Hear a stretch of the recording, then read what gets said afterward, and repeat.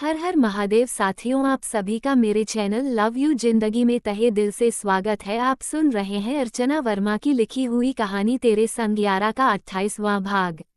इन सब चीजों से अनजान ऑफिस में आने के बाद आज पलक को पूरे दिन एक सेकंड का भी टाइम नहीं मिला। इवेंट सर पर था और ऑफिस में इवेंट को लेकर जोर जोर से तैयारी हो रही थी। जॉब अच्छी थी, सैलरी अच्छी थी और अभी तक प्रणव को लेकर उसके मन में कोई शिकायत भी नहीं थी, तो वह भी प्रणव को कोई भी शिकायत का मौका नहीं देना चाहती थी। प्रणव ने उस पर भरोसा दिखाया था तो वह उसके भरोसे को कायम रखना चाहती थी। पलक का पूरा दिन प्रणव की मीटिंग्स और उसके फाइल अरेंज करते बीता, तो फिर मॉडल के फोटोशूट से लेकर उनके ड्रेस तक पलक को ही फाइनल करने पड़े। एक बार जो काम में सर्दिया की लंच करने की भी फुर्सत नहीं मिली।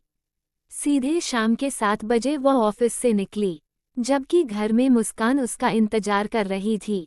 उसे आज स्कूल में हुई बातें पलक से बतानी थी, लेकिन पलक इतनी बुरी तरह से थक चुकी थी। उसने जल्दी से मुस्कान को खाना खिलाया और फिर थपकियां देकर सुला दिया।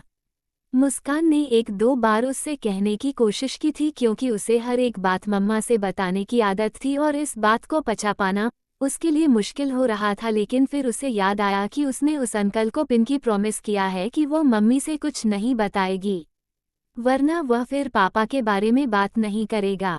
इतनी मुश्किल से कोई एक आदमी मिला था जिसने खुद आगे बढ़ाकर उसे मुस्कान से पापा के बारे में बात किया था, वरना पापा के बारे में तो मुस्कान को कुछ भी नहीं पता था। मुस्कान खुद अपने पापा से मिलना चाहती थी, इसलिए मुस्कान भी कुछ नहीं बोली, वरना उस आदमी की याद आते ही मुस्कान को उसका गलत तरीके से छूना भी याद आया, जिससे मुस्कान कुछ अनकंफर्टेबल महसूस कर रही थी। पर बात यहाँ पर पापा की थी।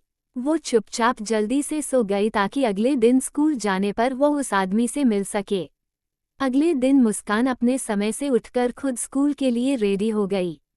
आज उसे उस आदमी से यह पूछना था कि पापा खुद उससे मिलने क्यों नहीं आते और उन्होंने इन अंकल को क्यों भेजा है। पलक मुस्कान की तेजी देखकर हैरान थी। 1-2 बार उसने इस चीज को नोटिस भी किया, लेकिन उसकी नई नई बनी हुई दोस्तों के बारे में सोचकर कुछ पूछा नहीं। उसे लगा कि मुस्कान का मन स्कूल में लग रहा है और वह अपने दोस्तों के साथ मिलने के लिए या फिर उनके साथ खेलने के लिए एक्साइटेड है। वैसे भी पलक के सर पर फिलहाल में काम का बोझ बहुत ज्यादा था। पलक ने मुस्कान को स्कूल छोड़ और खुद अपने ऑफिस के लिए निकल गई।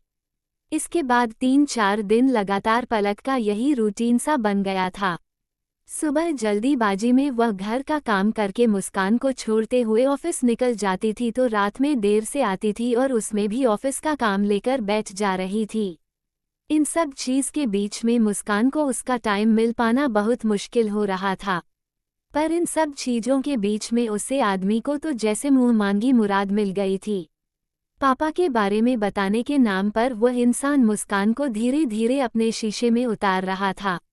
पापा के प्यार को तरसी हुई मुस्कान समझ भी नहीं पाती थी और उस आदमी के हाथों की उंगलियां मुस्कान के कपड़ों के अंदर चलने लगती थी। एक दिन तो मुस्कान ने उस आदमी से अपने पापा से बात करने की जिद थाम ली। आप रोज रोज कहते हो कि पापा आएंगे, पापा कब आएंगे? अगर आप मेरे पापा को लेकर नहीं आओगे तो मुझे आपसे कोई बात नहीं करनी। मुस्कान उसकी गोद में से उतर कर जाने लगी, जिस पर उसे आदमी ने मुस्कान का हाथ पकड़कर उसे खींच लिया। आखिर वह आपने इतने दिनों की मेहनत इस तरह से बर्बाद होकर जाते हुए तो नहीं देख सकता था। उसे मुस्कान पर गुस्सा आने लगा। मुस्कान उसकी पकड़ से निकलने के लिए छटपटा रही थी, लेकिन उसे आदमी ने कसकर मुस्कान को अपनी दोनों बाहों के बीच में एक खरगोश के बच्चे की तरह दबा लिया।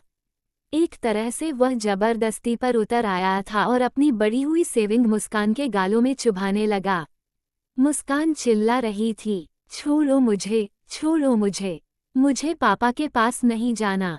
अगर पापा नहीं आएंगे तो मैं मम्मी को बता दूंगी।